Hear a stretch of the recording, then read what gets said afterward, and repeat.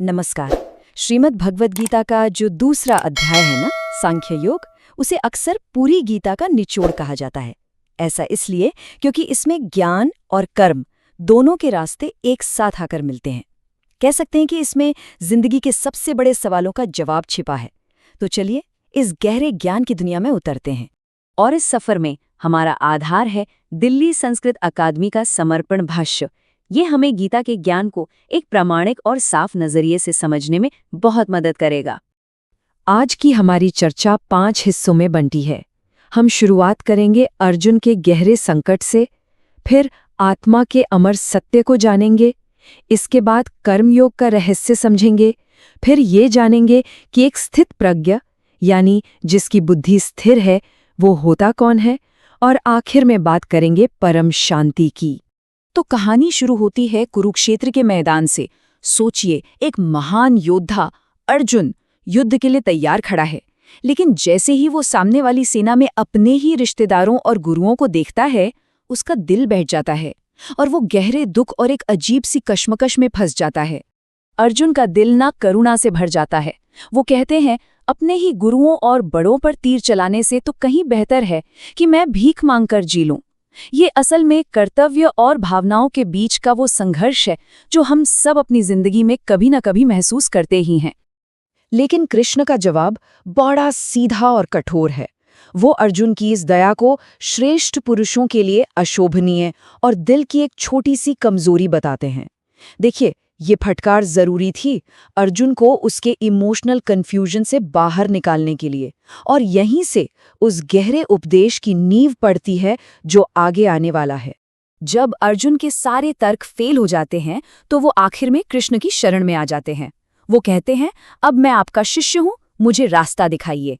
और बस इसी पल से गीता का वो महान दार्शनिक संवाद असल में शुरू होता है। कृष्ण सबसे पहले अर्जुन के दुख की जड़ पर वार करते हैं। वो जड़ क्या है? जीवन और मृत्यु को लेकर उसकी गलतफहमी। और यहीं वो उसे आत्मा के कभी न खत्म होने वाले सच का ज्ञान देते हैं। कृष्ण समझाते हैं कि देखो, जिसे हम मैं समझ रहे हैं ना, वो ये शरीर है ही नहीं, वो तो इसके अंदर रहने वाली आत्मा है। आत्मा न कभी पैदा होती है और न कभी मरती है। वो हमेशा से थी, है और हमेशा रहेगी। अब ये बात थोड़ी गहरी है, तो इसे समझाने के लिए कृष्ण एक बहुत ही सरल और खूबसूरत उदाहरण देते हैं। वो कहते हैं कि मौत बस पुराने कपड़े बदलने जैसी है। आत्मा एक पुराने बेकार हो चुके शरीर को छोड़कर नया शरीर अपना लेती है, बिल्कुल वैसे ही जैसे हम कपड़े बदलते हैं। और ये आत्मा अविनाशी है, मतलब इससे न तो कोई हथियार काट सकता है, न आग जला सकती है, न पानी भिगो सकता है, और न ही हवा सुखा सकती है। तो कृष्ण का संदेश एकदम साफ है। जब असली मैं यानी आत्मा कभी मर ही नहीं सकती, तो फिर इस शरीर के खत्म होने पर शोक करना तो बेकार है। ठीक है, ज्ञान तो मिल गया कि आत्मा अमर है, लेकिन अब सवाल ये उठता है कि इस ज्ञान को अपनी एवरीडे लाइफ में कैसे अपनाएं। यहीं पर कृष्ण कर्म योग का रास्ता दिखाते हैं, जिसे बुद्धि योग भी कहते हैं। और अब आता है गीता का शायद सबसे प्रसिद्ध श्लोक, कर्मण्येवाधिकारस्ते मा फलेषु कदाचन। इसका सीधा सा मतलब है, हमारा अधिकार सिर्फ अपना काम करने पर है, उसके नतीजे पर हमारा कोई बस नहीं है। बस फल की इच्छा किए बिना अपना काम करते रहना, यही कर्मयोग है। तो योग का यहाँ मतलब क्या है? कृष्ण इसकी 2 बड़ी कमाल की परिभाषाएं देते हैं। एक तरफ समत्वम योग उच्यते, यानी सफलता मिले या असफलता, मन को शांत रखना ही योग है। और दूसरी तरफ योगः कर्मसु कौशलम, यानी अपने काम को पूरी स्किल के साथ एकदम परफेक्शन से करना भी योग है। ये दोनों ही कर्मयोग के लिए जरूरी हैं। लेकिन सवाल ये है कि फल की इच्छा छोड़ना इतना जरूरी क्यों है? इसके लिए कृष्ण एक पूरी साइकोलॉजिकल चेन रिएक्शन समझाते हैं।